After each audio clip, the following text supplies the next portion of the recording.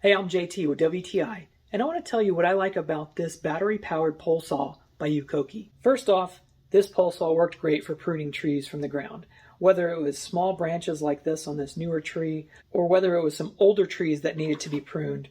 I thought this pole saw did a great job of pruning pretty decent-sized branches.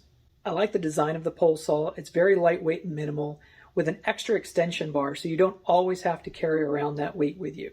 It's very easy to attach the extension pole. There's just a clip and a button to press to release the saw, and then you just repeat the process in reverse to get you almost 10 feet of reach. The lithium-ion battery is very easy to remove and charge, and I really like that it shows the battery remaining power on it, because there's nothing worse than having a tool that's dead when you need to use it. Overall, I think I'll be using this pruning pole saw a lot more often than I will my chainsaw pole saw, because there's so much less maintenance involved, and it will just work.